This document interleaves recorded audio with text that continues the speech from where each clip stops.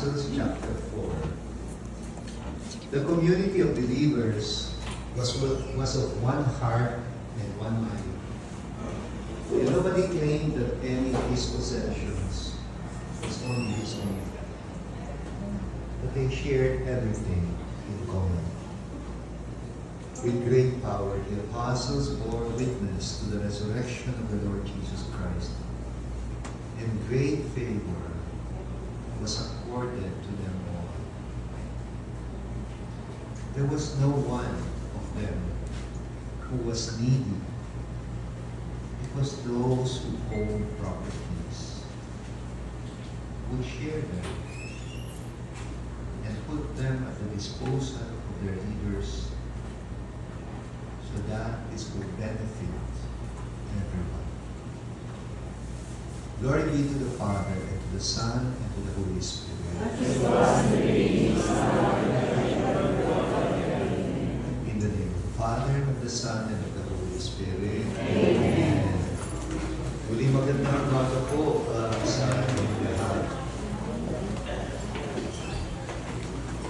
At nais ko magsimula sa isang pasasalamat for inviting me to be your guest speaker in your celebration sa inyong 18th Annual General Assembly meeting and holding of Ministry for Cooperatives and Social Enterprise Development, MCSED, mini-conference today, May 4. Sinabi sa akin ni Father Anton na ang tema para sa inyong pagpupulong, pagtitipon ngayong umaga o ngayong araw ay Cooperatives Journey with the Church in Synodality. I wonder if it should not be the other way around. Kaya binaliktad ko ng kaunti yung topic, the Church Journeying with Cooperatives in Synodality. Instead of cooperatives journeying with the Church journeying with cooperatives in the spirit of synodality. So, sisimulan ko by sharing some thoughts tungkol sa synodality. You know, I feel particularly blessed to have been chosen to participate in this very special moment sa kasaysayan ng Simbahang Katolika. To be one of the 370 delegates from all over the world sa ongoing synod na kinonvene ni Pope Francis. But this one is on the topic itself of synodality. Kasi yung mga global synods usually are focused on a very specific doctrinal topic. Pero ngayon, ang tinutukan niya, proseso, ang proseso mismo na tinatawag niyang synodality. Well, dahil gusto niya maging process-oriented rather than content or doctrine-oriented, ang synod na ito, nilunsad ni Pope Francis ang isang pandaigdigang konsultasyon tungkol sa topic of synodality. Sinimulan noong October 2021 sa gitna mismo ng pandemya. Nasa tail end na ng pandemya nung manawagan si Pope Francis ng Synod on Synodality. Kakaiba itong synod na ito dahil usually ang synods ay global consultation lang ng mga church leaders, especially bishops. Kaya ang tawag ay Synod of Bishops. Pero ito, gusto niya ang konsultasyon ay magsimula sa grassroots levels. From DEC to chapels to parishes to dioceses, national and continental assemblies, all the way to the global level sa World Synod of Bishops, which I told you I already participated in. Nangyari na yung first global level Synod of Bishops. Nangyari yun in October last year. Pero first session pa lang yun. Magkakaroon pa ng second session this coming October of 2024. Pero lagi pinasisimulan ni Pope Francis sa isang panalangin. So, nagsimula kami noong October 2023 with a retreat muna about the process or the method. Ang method ay tinatawag na conversation in the Spirit, na sana mapag-aralan, matutunan ninyo sa mga co-ops. No? Conversations in the Spirit. At ginawa niyang parang circular yung method, making sure that whatever is summarized sa global level ay binabalik muli sa local level, local church level, to make sure na masanay talaga tayo doon sa proseso. At yung methodology na inintroduce niya ay yun na nga, pagpupulong o pag-uusap, pagtatalakayan sa tanglaw ng Espiritu Santo. Conversations in the Spirit. At ito ay ginamit niyang method for a certain discipline na napakahalaga. Ito yung discipline na tinatawag niyang communal discernment. Pagkilatis, sama-samang pagkilatis ng isang pamayanan, isang komunidad. Itong method na ito, ang priority para kay Pope Francis ay yung protagonism of the Holy Spirit. Ang bida, hindi tayo, kundi ang Espiritu Santo na kumikilos sa pamamagitan natin. At the end of the day, tayo pa rin.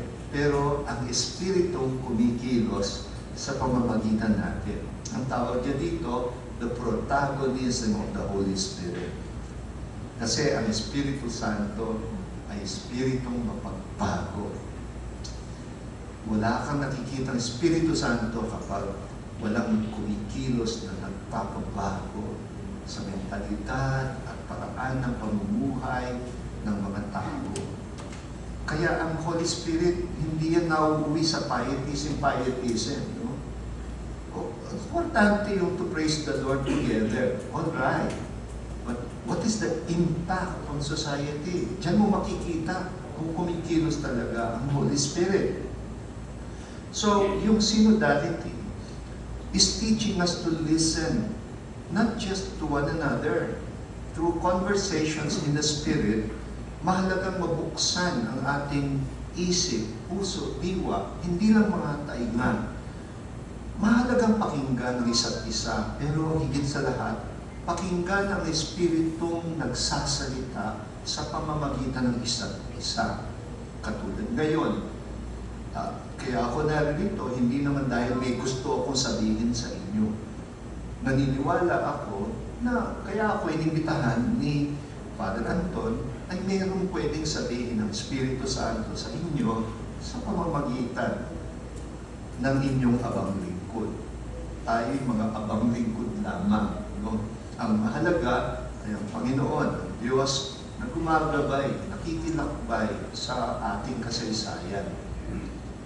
So, mahalaga na, sabi ni Pope Francis, makinig sa Espiritu Santo at hayaan ng ating mga pag-uusap ay matanglawan ng banal na kasulatan. That is why I started by reading a text from the Acts of the Apostles, chapter 4. No? Ito ay isang pagbasa na nagbigay ng inspirasyon sa maraming mga kooperatiba. At ipapaliwanag ko maya-maya kung bakit. Binabasa ko pa lang kanina, nakikita ko, tumatamo na yung ilan sa inyo. No? Parang ang mga sinaunang Kristiyano, hindi nila tinuring ang kanilang mga sariling ari-arian bilang pansarili lang nila.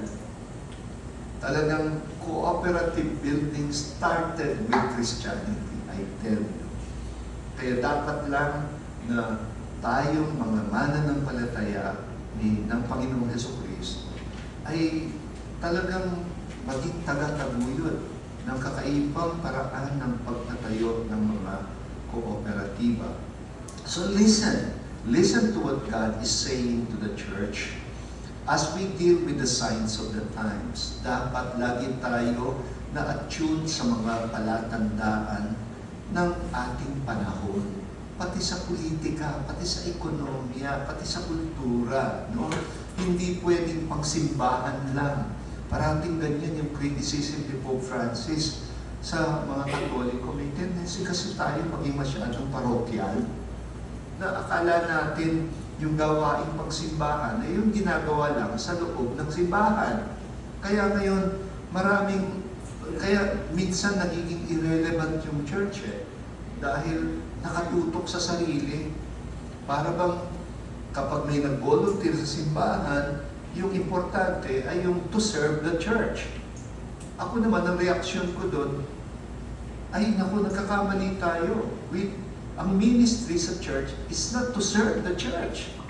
Ang ministry is to serve society as part of the church. Hindi siya dapat self-serving. Kaya na-reduce tuloy ang mga ministry sa mga liturgical ministry. Mahalaga yung mga liturgical ministries. Mahalaga yung catechetical ministry. Mahalaga lahat yan. Pero minsan masyado naging churchy. Para bang lagi kailangan nating volunteers to serve the church. The real question, the real issue is, are we serving society? Ang presence ba ng church sa lipunan nakapagbabago ba? So, although Pope Francis practically made synodality yung parang plataforma ng kanyang pagiging Santo Papa, they call it his program of papacy, his platform of papacy. At kung gusto niyong maintindihan mabuti yung diwa niya, mababasa ninyo lalo na doon sa kanyang inilabas na encyclical Evangelii Gaudium, The Joy of the Gospel. At kung gusto niyo pang makita ang relevance nito sa mga kooperatiba, basahin yung Fratelli Tutti. At nabanggit ni Father Anton ang isang recent document na nilabas ng the Congregation for the Doctrine of the Faith, or Dicastery for the Doctrine of the Faith. Nagkataon na yung kanyang pinuno ngayon, si Cardinal Victor Fernandez. Nakasama ko siya doon sa Synod of Bishops. Noong nakarang taon na nagpunta ako ng Roma as one of the 370 delegates. Tapos, parang kabado-kabado pa akong lumapit sa kanya kasi meron kaming concern sa CBCP na may kinalaman sa doktrina. Kailangan siyang konsultahin. Alam ko, napaka-formal ng mga kardinal na yan Napaka-formal nila na kailangan sumulat ka muna, makipag-appointment ka muna, pumunta doon sa kanilang opisina, yung gano'n. Hindi mo sila pwedeng parang yung tipong yambush. Nagkakape kami, inambush ko siya.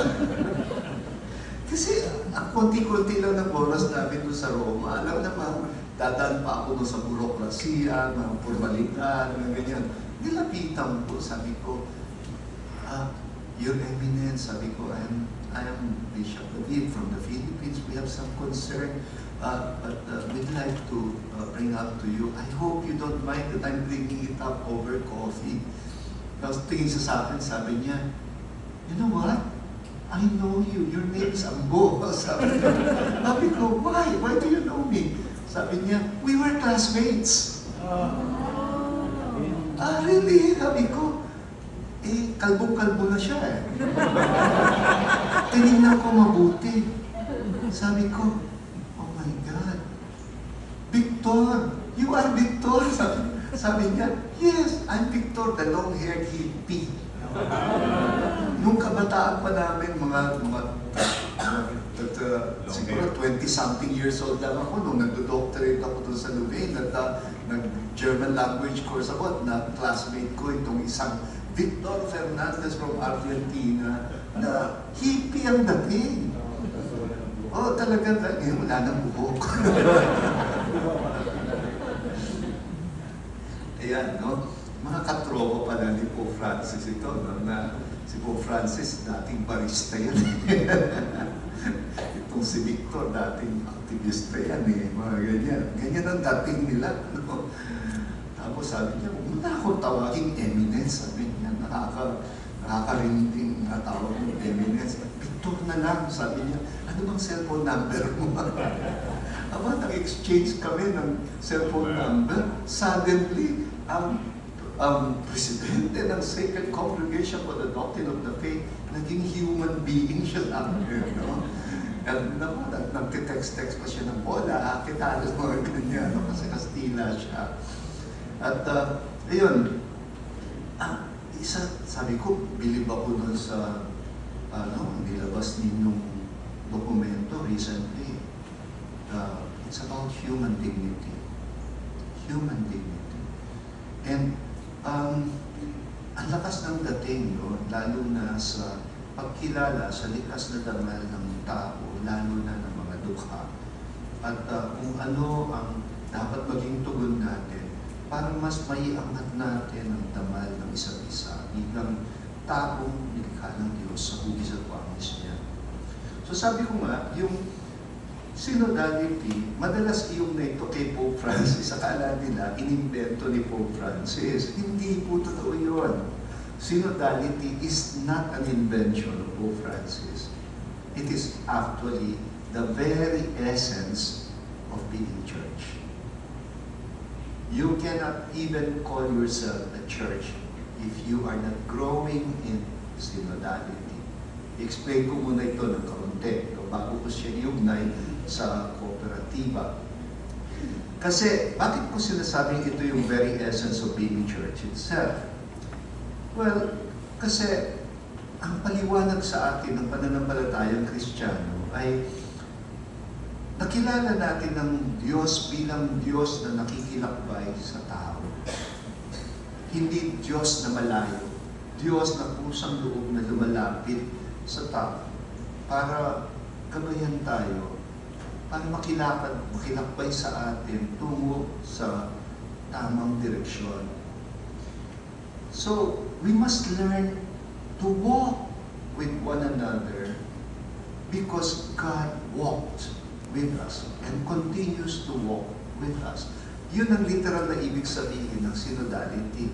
To walk with. To be synodal, galing sa Greek word synodos. Ang ibig sabihin ng hodos, landas. Ang ibig sabihin ng synodality, sin, ibig sabihin hindi sin, hindi kasalanan. No? Actually, Greek word yan, ibig sabihin, sabay-sabay, sama-sama. Sama-sama,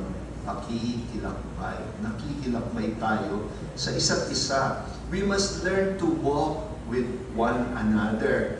We must not learn to walk ahead of each other. Walang unaan, walang iwanan. We must not learn to walk on each other. Stampede ang tawag dyan. No? You don't walk on other people. Yan ang isang problema sa lipunan. Tapakan. Kung mahina ka, matatapakan ka. And even worse, hindi lang walking on each other. Sometimes people are learning to walk over each other. Na ginagawang tungtungan ng ibang tao para makabot ang kanilang mga layunin. No?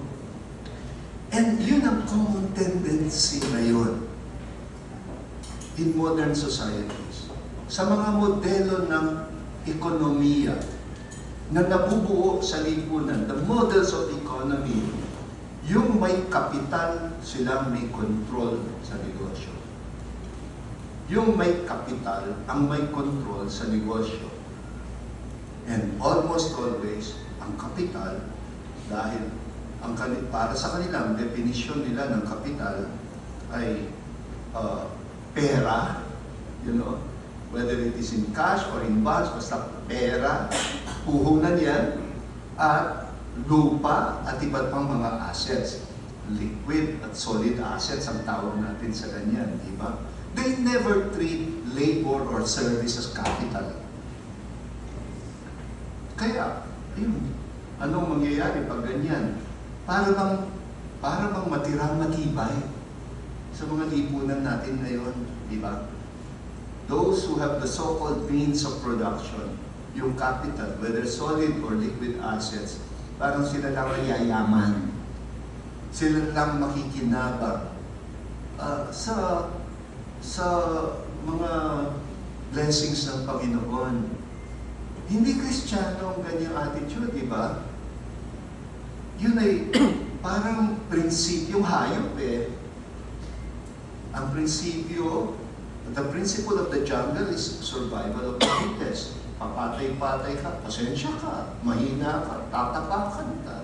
Ganun. Hindi Kristiyano ang ganyang pag-iisip.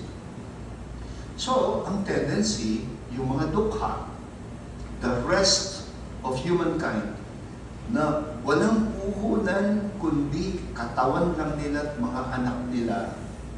Kaya na-invento ni Karl Marx ng mga komunista ang salitang proletarya. Alam niyo ba kung saan galing yon? Galing sa salitang proles. Ibig sabihin, anak. Gusto mo ng puhunan, manganak ka ng manganak. Parang ang mga tao, walang puhunan kundi katawan nila, sarili nila. Kasi wala silang kapital. Dahil wala silang kapital, wala silang share sa mga profits. Ano yung profits sa Tagalog? Kita.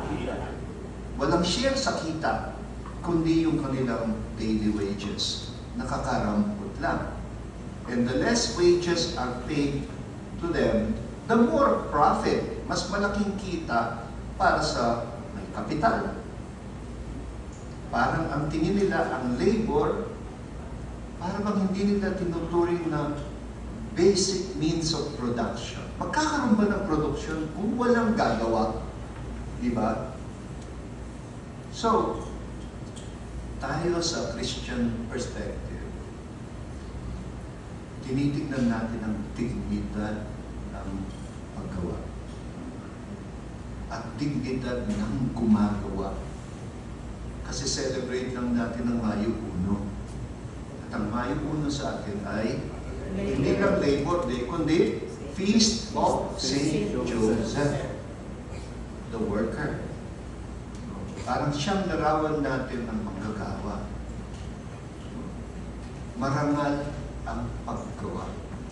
Walang karapatan ang anumang sistema, pang politika o pang ekonomiya sa daigdig na ituring ang mga tao na para silang mga makina lang na kapag di na umuubra, tako na lang yan. Kaya kung ganyan ang tingin sa tao, parang, kung malakas ka, okay ka, employed ka. Pero pag nagkasakit ka, halak sa buhay mo, malis ka na dyan, di na kita kailangan. Ganun. Di na niya responsibilidad na bigyan ka ng healthcare. Kasi gusto lang niya, pakinabangan ka habang malakas ka. Kristiyano ba ang ganyang attitude? Hindi. Huwag mong ituturing na parang kagamitan lang ang tao. May dangal, may dignidad ang tao.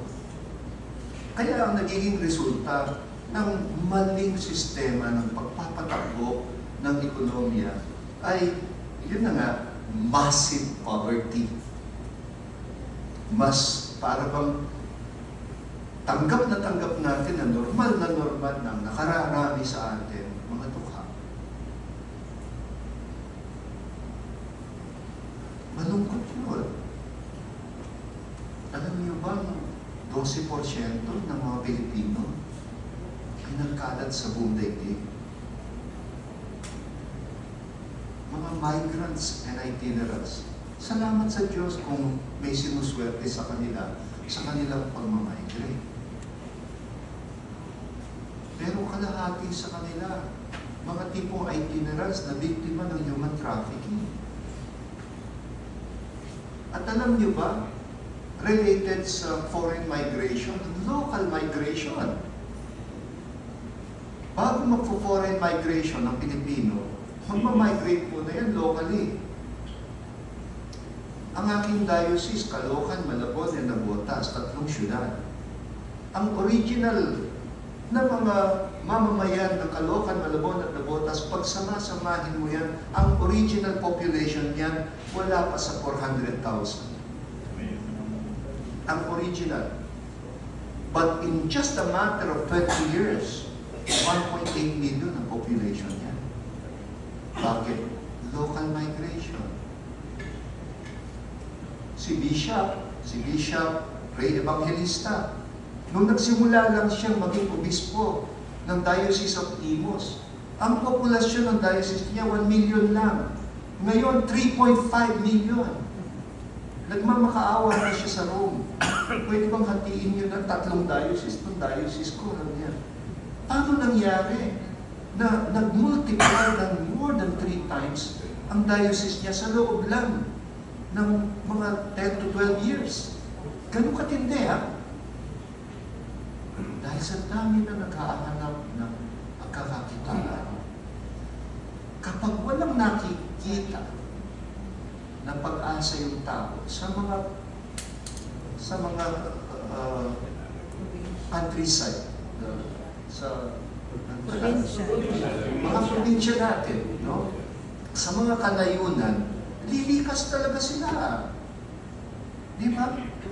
Masaklap yun. Masaklap. Kaya, ang result is massive poverty. Walang chance yung majority na mag-improve ang buhay nila. Hindi nila ma-afford decent housing. Pero mo, magmamigrate sila galing sa kanayunan, no? Biglang titira sa mga squatters area na ang liliit na bahay ang mahal ng renta. Squatter pa ang dating. So hindi sila maka-afford ng decent housing. Hindi maka-afford ng decent education.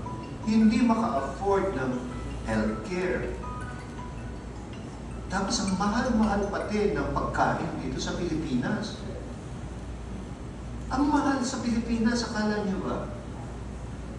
Nag-meeting kami kamakailan para mag-decide kami kung saan ilulunsad ang aming plenary assembly sa Federation of Asian Bishops Conferences. Ako na yung nagmo-motivate, doon na kayo sa Pilipinas, ang sabi ko. Kasi nakapuputi rin sa ekonomiya, you know, pag ang sabi ba naman nila, mahal na ngayon sa Pilipinas. Alam niyo ba, mas mahal pa sa atin kaysa sa Thailand ang pagkain at mga tirahan. Mas mahal pa sa atin kaysa sa Indonesia. Finally, ang pinili nila Indonesia, mas kakasya yung budget. Hindi ba kung minsan, pag nasa Amerika ako, tapos iinom ka ng gatas, kakain ka ng steak, yung gano'n, tanungin mo yung kapatid ko. Yung kapatid ko nandun, magkano bili nyo sa steak? Magkano bili? Mas mahal pa dito kaysa doon. Eh, doon yan yung kinikita nila doon. Ay, kaya magtataka ka, paano nagsusurvive yung mga Pilipino? Alam niyo bang yung mga manggagawa, yung mga trabahador sa syudad, hindi na sila nagluluto. Kasi busy-busy sila. Kulang ang isang trabaho para makasurvive sila. Hindi ba sa kanila 2 or 3 jobs? Kaya pati family life nila nasisira na. Paano pa yan magluluto? Hindi na magluluto yan. Lahat yan bumibili ng pagkain sa karinderya. Kaya, usong-uso na mga karinderya. Mga tipong bibili ka ng lutong ulam, ang lulutuin na lang ng anak mo, kanin sa rice cooker. Madali na nga naman, di ba? Makakarapis na. Pero yung pagkain na mabibili nila, hindi healthy. Saan ka nakakita, pati yung mantika na ginamit ng Jollibee at ng McDo, na maghapon ng saturated, ibebenta pa. At gagamitin pa ng mga karinderya, panluto. Ano resulta? Heart attack. Pinaka-vulnerable sa heart attack at mga stroke ang mga dukha na nagtatrabaho sa mga sa ating mga urban poor communities.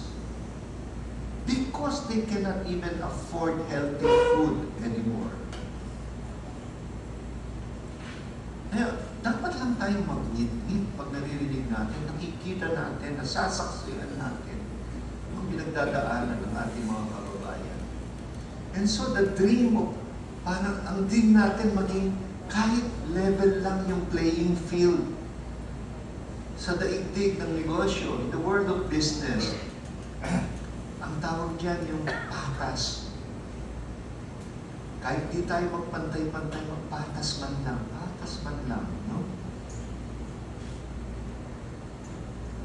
Kaninang madaling araw, nagre-reflect ako, madaling araw. Ibig sabihin, may jet lag ako, di ba? Umiba naman ako ng past midnight, tapos nakatulog lang siguro 1-2 oras, gising na ako. Eh, ugali ko yung mag-coffee with Jesus. Ang first routine ko pag-gising ko sa umaga, gagawa ng kape. Yung kape ko, hindi ko iniinom mag-isa, dinadala ko sa chapel. Ang katropa ko, nakasama ko nagkakape, si Jesus. Parang friend na friend, no? Ganun. At yun yung chance para sa akin na mag-reflect sa the Word of God, ang salita ng Diyos. At kanina, ang isa sa mga pinagnilayan ko galing sa Isaiah chapter 65, verses 17 hanggang 25. Sabi ng propeta, mayroon siyang isang orakulo na darating daw isang bagong daigdig. Vision of a new world. Isang bagong langit at bagong lupa. Sabi ng propeta, masdan mo, ako'y lumilikha ng bagong langit at bagong lupa kung saan hindi na maririnig ang pagtangis at mga tinagpis ng marami. At hindi na mamamatay ang mga sanggol na mga bagong silang o mga paslit dahil sa gutom o sakit. At hahaba ang buhay ng mga tao. Hindi na mangyayari na magtatayo sila ng mga bahay, pero sila walang bahay. Hindi na mangyayari na magtatanim sila, ani sila, pero iba ang kakain. Hindi na mangyayari yan, sabi niya, sa bagong daigdig na aking lilikhain, sabi niya. Gusto ko yung verse 22 yung sinasabi niya, they shall not plant only for others to eat. Di ba kasabihan natin sa Pinoy yung ako nagtanim, ako ang umani, bakit hindi mangyayari yun kung hindi kanya ang lupa? Tapos hindi rin kanya yung pataba, gumastos siya. Gumastos din siya ng pambili, ng binhi. At lahat, inutang niya. Baon siya sa utang. Hindi pa naaaani, abay, utang na. At yung aanihin niya, pambayad lang ng utang. Minsan hindi pa yan sasapat kapag binagyo pa yung tinanim niya. Kaya salamat sa Diyos kung may kooperatiba ng mga magsasaka. Natutulong para hintis na malugmok sa panahon ng mga disaster. So the prophet is dreaming of a time when both workers and farmers will also benefit from the produce of their labor. Kapag nagsalita ka ng ganito sa panahong ito, ang tingin sa'yo komunista, marired tag ka pa.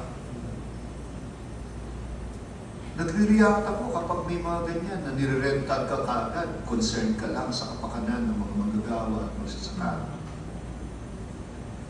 Parang sobra naman ang credit na binibigay nila dito sa mga ideologies na ito. Dahil ang pangarap na ito ay hindi likha ng mga komunista at marksista. Nababasa sa Biblia yan, sa church tradition, sa katuruan ng simbahan, yung tinatawag natin the social teachings of the church. Ang problema, yung social teachings, tinatago. Ang akala lang natin, ang pagiging Kristiyano, pagdadasal, pagsisimba, yung gano'n, no? Walang impact sa lipunan. Kaya nakakalimutan. Binasa ko sa inyo yung Acts chapter 4, no? Meron pang isa sa Acts chapter 2. At sa palagay ko dito, nagsimula talaga ang concept of cooperatives. Sabi niya sa Acts chapter 2, all who believed were together and they shared things in common. They would share their properties and possessions and use them for the benefit of everyone. Every day they devoted themselves to gathering together and breaking bread in their homes. And they ate their meals with joy and sincerity of heart. They praised the Lord and enjoyed favor with other people.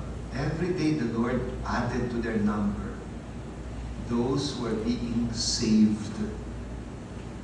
Ang interpretation ko doon, those who are being saved, meaning saved from the worldly way of life that promotes only greed and selfishness.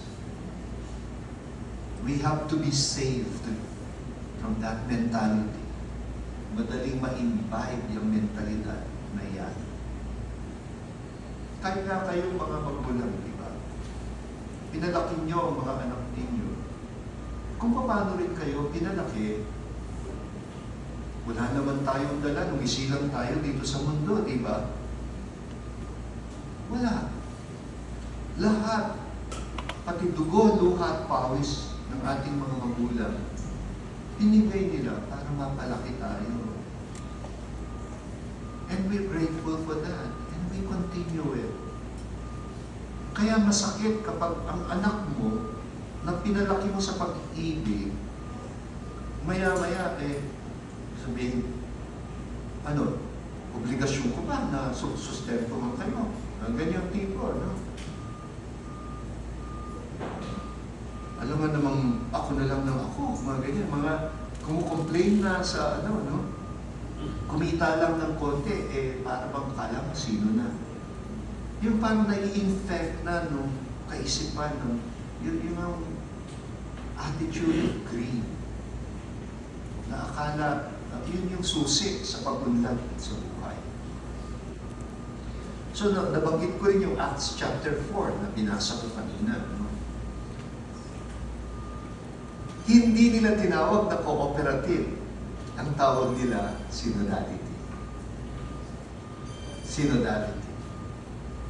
Kaya, synodality and cooperative, they go together. The original cooperative is really the family. Kasi to be family is to own things together, di ba? To live in common. Yan ang original na kooperatiba. Kami, 13 magkakapatid. 7 boys, 6 girls. Wala kaming katulong. Paano nangyari? Na lumaki kami ng tama, natapos namin lahat pag-aaral namin magkakapatid. Cooperative. Hindi naman pwedeng uupo ka lang dyan. Gano'n, no?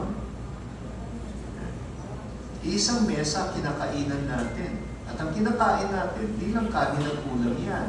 Dugo yan, luha, pawis ng mga magulang natin na nagpupursige. Binibigay ang lahat na walang kapalit. So, kumain ka sa dugo, luha, pawis na bunga ng pag-ibig. Alam nga namang hindi ka matutong magpakatao. Kasi madali maging tao, ngunit mahirap.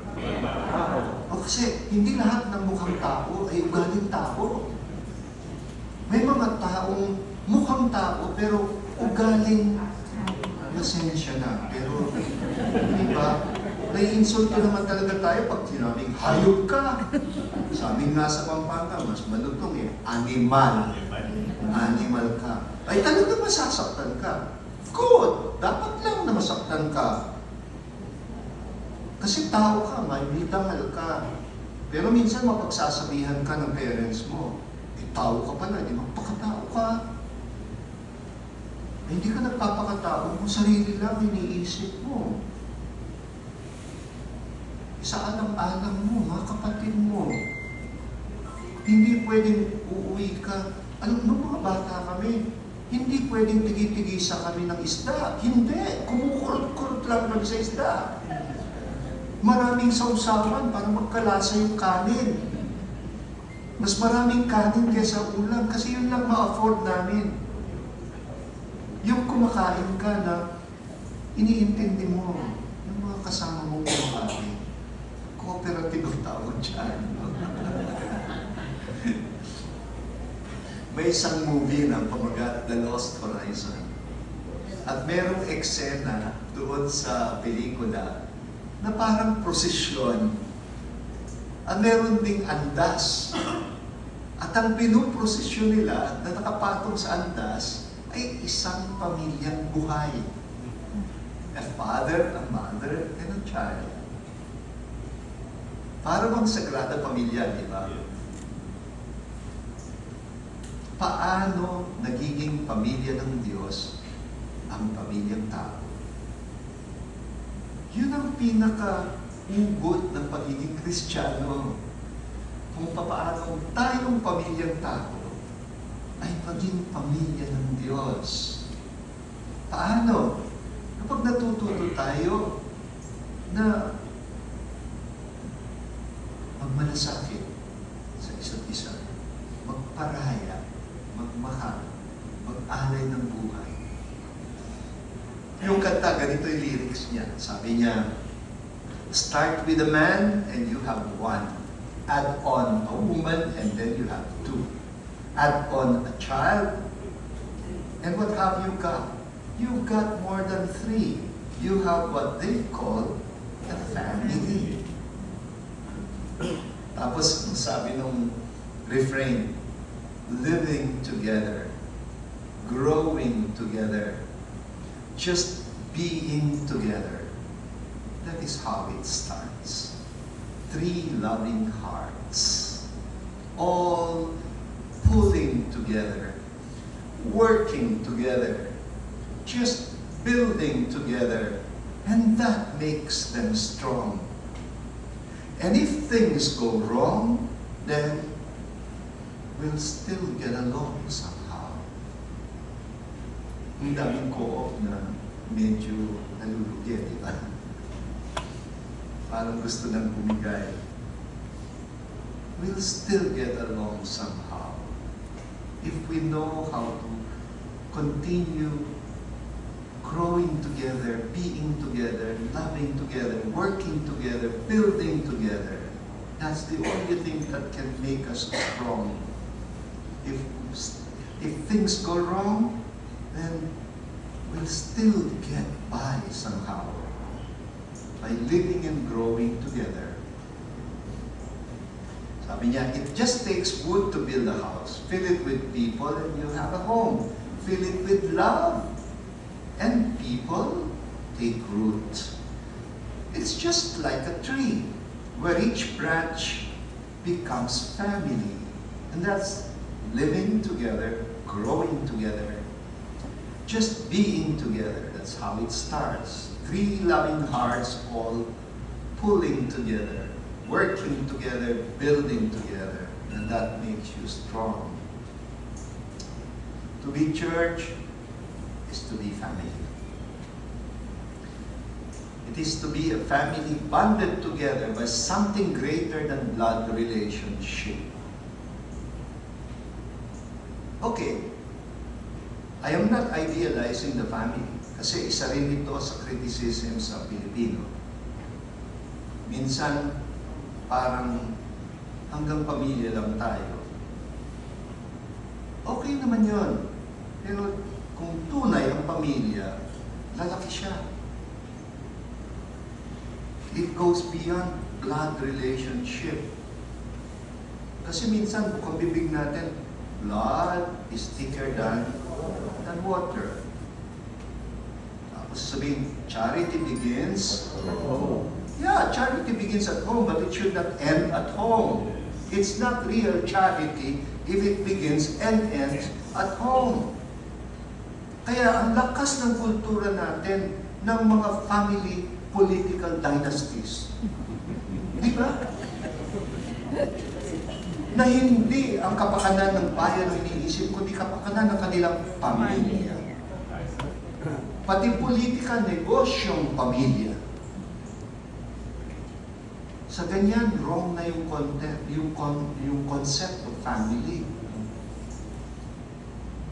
Yung dati naming arsobispo sa Pampanga, si Archbishop Asiano Aniceto, meron siyang favorite na slogan.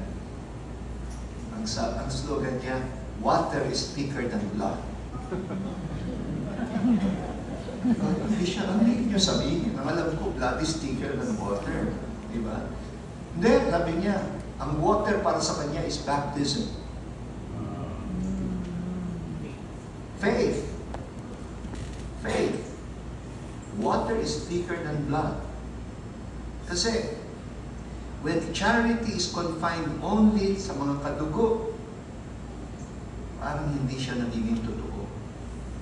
That's the imperfection of family bonded only by blood relationship. Charity tends to be confined to blood relations only. Magmamalasakit ka sa kadugo mo lang. Kaya nga, ayun, they end up creating political dynasties. Christianity is challenging all families to grow into larger families through synodality. A family of human beings bonded not by blood, but by faith in the common gift that we received at baptism, symbolized by water. The Holy Spirit, symbolized by the water of baptism. Kaya nasasabi ni Archbishop Aniceto, water is thicker than blood.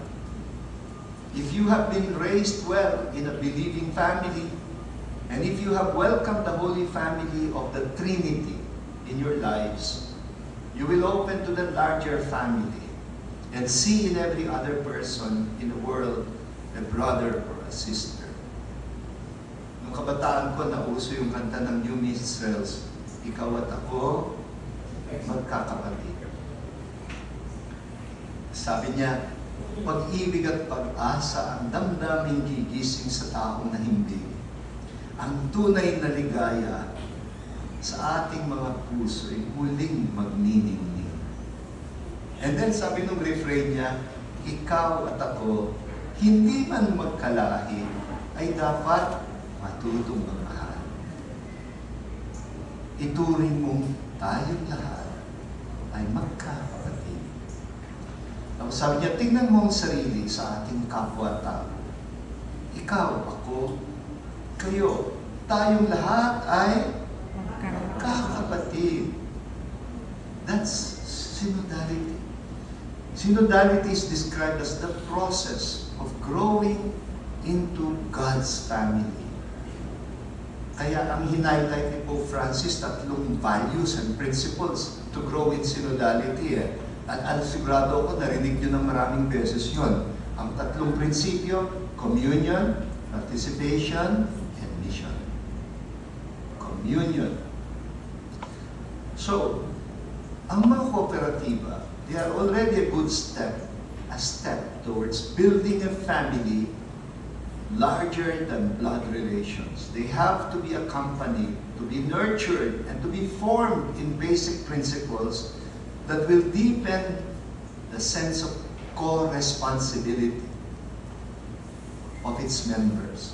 Co-responsibility. Yan ang diwa ng kooperatiba. The spirit of co-responsibility. First, the principle of communion. Ano ba yung communion? Communion is an opening up of our lives to a union of minds and hearts, building common aspirations, weaving common dreams, deepening relationships with one another, growing from collectivity to community. May kasabihan tayo sa Pilipino, aanhin mo ang bahay na bato. Kung ang nakitiray, mabuti na sa akin ang bahay kahit kubo. Kung ang nakatira ay tao, hindi tau-tauhan. Kaya siguro yung word na kwago, kasi yung kwago, hindi ba yung ibon na yan? Dilat ng mata pag gabi, mas maliwanag ang mata niya sa dilim. Pero pag maliwanag, dilat ang mata pero walang nakikita. Yan ang tau-tauhan. Kapag sa pamilya, hindi na natin nakikita ang pinagdadaanan ng isa't isa para tayong mga kwago. Kapag mas nauna natin nakikita yung madilim kaysa maliwanag, we walk together so that we can draw nearer to one another by learning to listen to each other. Pero listen with empathy. Listen with respect for each other's dignity. Listen with compassion and care for each other. Listen and grow together in commitment to one another's welfare. Importanteng doktrina yan sa social teaching. Common good. Common good. Ang pinakamatinding tagataguyod ng principle of common good ay ang Kristyanismo. Kaya meron tayong kinakanta sa simbahan, pananagutan, di ba? Sabi, walang sino man ang nabubuhay at walang sino man ang namamatay para sa sarili lamang. Minsan, nagre-react ako sa kantang yun. Dahil ang dami kong nakikita ng mga tao dito sa mundo na nabubuhay para sa sarili lamang. Siguro dapat sinabi ng kanta, walang sino mang taong mabubuhay na makahulugan sa mundo kung ang buhay niya para sa sarili lamang. Hindi ka mabubuhay na makabuluhan sa mundo kung ang kamatayan mo para sa sarili mo lamang. Nabubuo ang ating pagkatao kapag tayong lahat ay may pananagutan sa isa't isa. And that leads to the second principle, participation. Natutuwa ako na sinabi sa akin ni Father Anton sa Mondragon experience ng cooperative, ang inspirasyon, synodality. Kasi ang simbahan na nagkakaroon ng communion. Kasi ang communion, ang foundation ng community Kung walang communion, which is a union of minds and hearts, pagkakaisang puso't diwa, hindi ka magkakaroon ng community, collectivity lang yan. And just because you put together people under one roof doesn't mean they become family, di ba? May mga taong nabubuhay sa ilalim ng iisang bubong, pero tau-tauhan ang turing sa isa't isa dahil walang malasakit na nabubuo sa isa't isa. Hindi pamilya ang tawag mo dyan, di ba? Ayan, a house is not a home. Kinantayan ni Diana Ross, di ba? Yeah, but a chair is still a chair, and a house is not a home. When the two of us are far apart and one of us has a broken heart, so, how do you build a home? Ayun, that's the communion that he's talking about that leads to the second principle, which is participation. I, my dear brothers and sisters, fellow advocates of cooperatives, hindi tatatag ang isang kooperatiba na walang tunay na participation. Participation. And we know that we're going in communion already if we get to see each other as part of the same entity. Sa Kristyanismo, ang tawag natin sa living entity that we belong to is church. Masaklap na yung church ay naging simbahan at ang simbahan ay naging yung gusali. Hindi. Ang church is the coming together of the members. The coming together of the fellow disciples. Yun ang ecclesia. At ang tawag ni San Pablo dito is the body of Christ. We belong to the same body. Pero hindi patay, kundi buhay na katawan. Kasi alam mo na buhay ang katawan kapag ang nakakaapekto sa isang bahagi ay nakakaapekto sa buong katawan. Di ba? Kasabihan din natin yan, ang sakit ng kalingkingan, depende. Hindi mararamdaman ng katawan ang sakit ng kalingkingan kung may stroke ito, kung paralisado ang katawan. Buhay, malusog na katawan. Isang palatandaan ng malusog na katawan ay ramdam mo ang sakit ng mga bahagi ng katawan.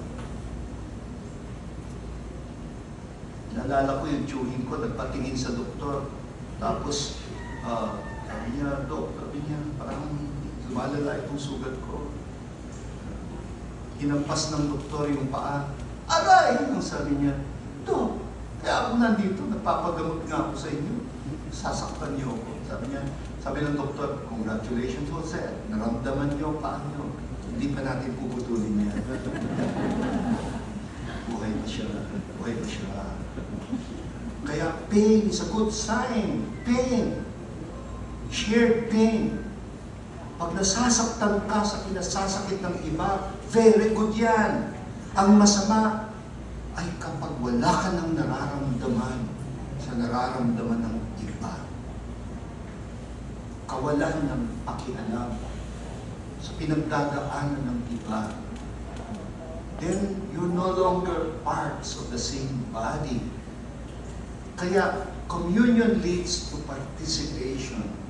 And participation has to do with the care for the common good of each one.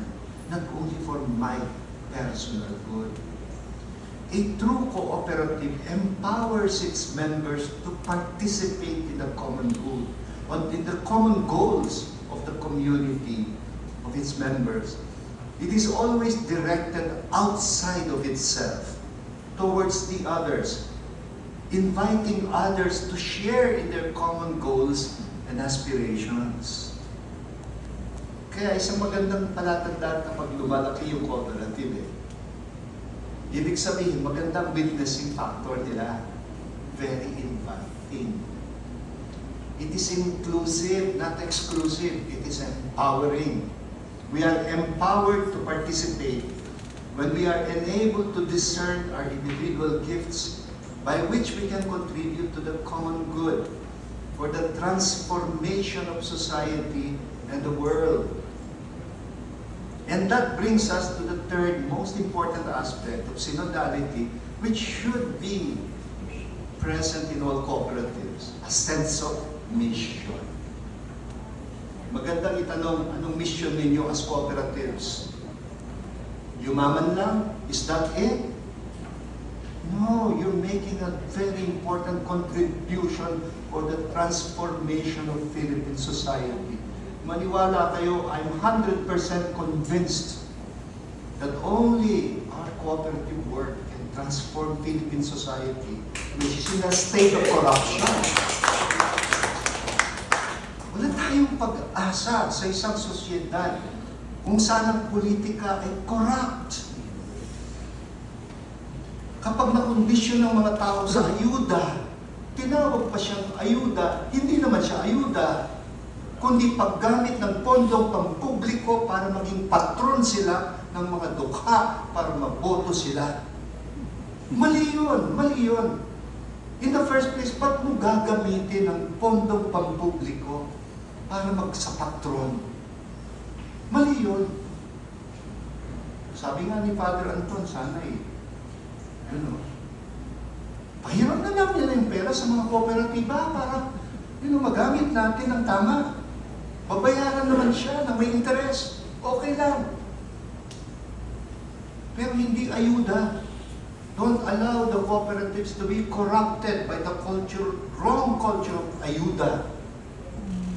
Ang ganda-ganda ng salitang ayuda, ibig sabihin tulong.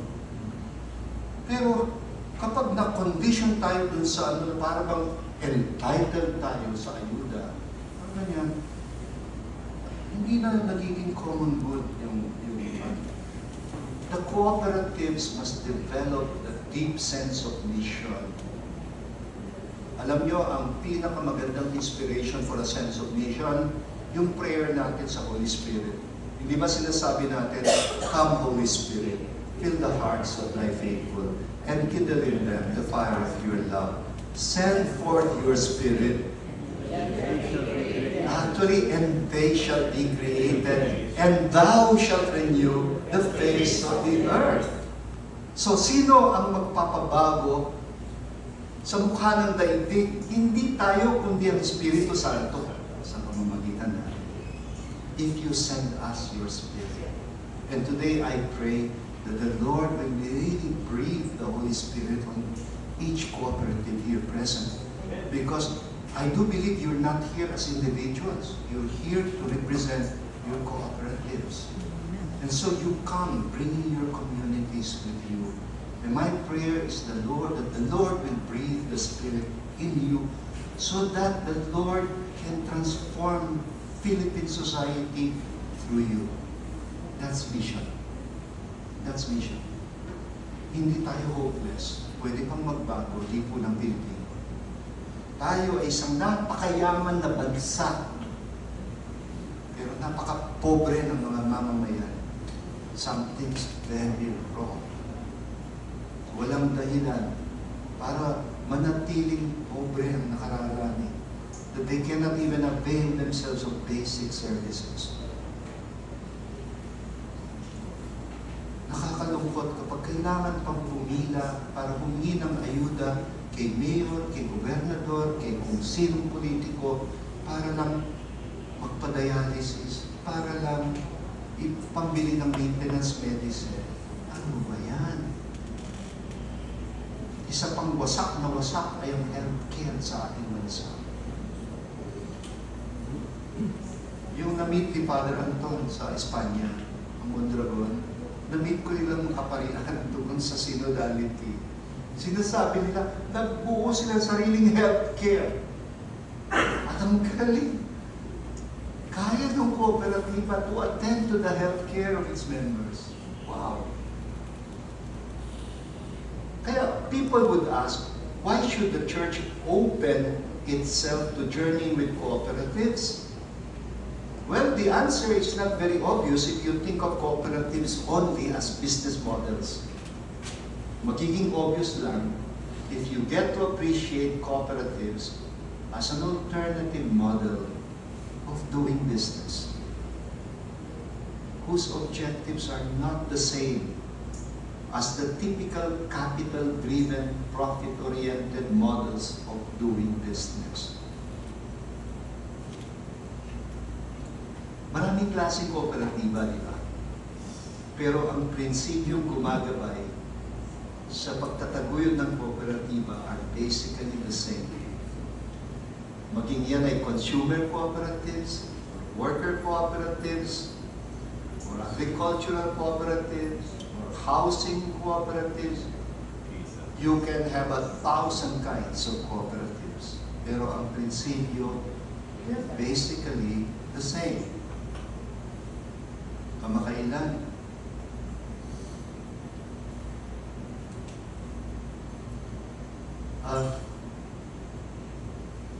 nagkaroon kami ng mga bad experiences sa mga kontratista. Yung bang makikipag-enter ka, yung bang magpapabidding ka pa. Tapos yung nanalo dun sa bid ay isang kumpanya para itayo ang isang struktura para sa diocese. Tapos 50% pa lang tinatayo, walang hingi ng pera. Tapos nagtatrust naman yung parish priest. Hanggang nailabas na 90% yung pera, pero hindi na may tuloy yung proyekto. Ginamit pala sa ibang mga proyekto. Ang dalas mangyari ng ganyan. Tapos, tinanong ko pati yung foreman mismo, pati yung mga manggagawa, pati yung swelduhan lang talaga sila. At ang lilit pa ng sweldo ng mga mason, karpintero, at mga tubero, na sila talaga yung nagtatayo ng bahay. Pero, buong buo, yung 35 up to 40% sa kontratista. Binabara yung manggagawa. Isipin ninyo, kung yung kumpanya kooperatiba at yung 35% sa kooperatiba pumunta, imbes na isang tao, bis lang siya nakinabang. Hindi ba napakaganda ng prinsipyo ng kooperatiba? At kayang gawin, di ba? Kasi ginagawa na ninyo. Pero kailangan maging believers tayo. Na ito'y mission. Hindi lang siya strategy of business. Mission siya. The common principles are very clear. They have to be owned and operated by the members themselves who pull together their resources, whether it be capital, labor, or other assets, to achieve common goals that will benefit all the members. Secondly, they have to operate basically on common principles of cooperation, self-help, self-responsibility, democracy, equality, and solidarity. Alam niyo lahat yung mga prinsipyo niyan. The members, they have only one vote each. Kaya empowered sila to participate regardless of the amount of capital that they contribute and the extent of their involvement. And this ensures the democratic control of the organization. And they are often based on values like social responsibility, sustainability, and community development. And cooperatives are also seen as an alternative or complementary business model to the traditional for-profit enterprises. Kaya napaka-consistent with gospel values and the social teachings of the church about human development. I understand na ang UCC is a secondary cooperative na ang mission ay to strengthen the cooperatives. Kaya ako, wow dito. Sana nationwide siya talaga. Sana all, no? Because alam natin maraming bumabagsak na kooperatiba.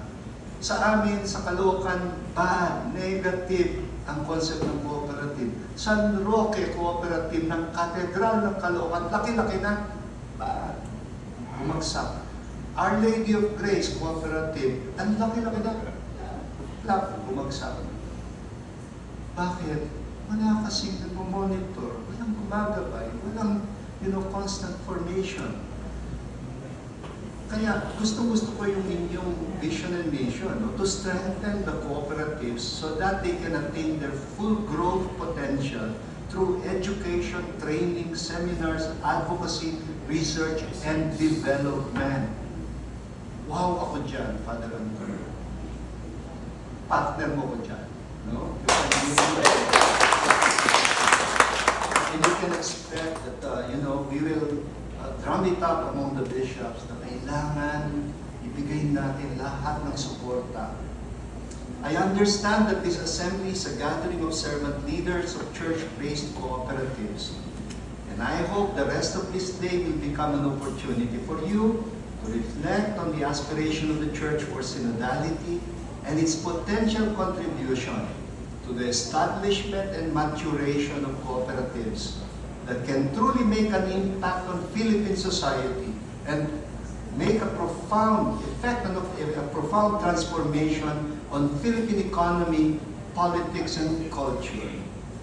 Nasabi ko, we are such a rich country, blessed country, but majority of our people are poor, and that is a scandal. Especially because we're supposed to be a predominantly Christian nation. Baka hindi pa tayo nagtatagumpay.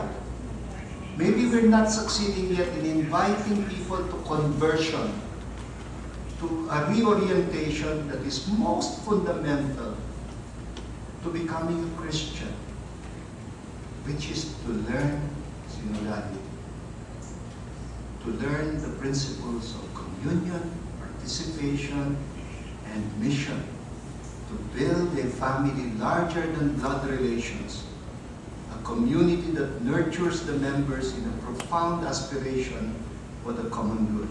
Kaya thank you, Father Anton, for inviting me to be part of this common journey towards the fulfillment of our mission here on earth. Ang summary ng the Lord's Prayer ay, dito sa lupa, Huwag tayong maghintay until after death to experience heaven. Heaven must begin on earth. Ang mabuhay dito sa lupa, parang nagsimula na ang langit. The new heavens and the new earth prophesied by the prophet Isaiah. The fulfillment of our mission on earth as a community of Christ's disciples in mission by integrating a new spirit into the cooperative building following the social teachings of the church and the transformative message of the good news of our Lord Jesus Christ. Amen. Amen.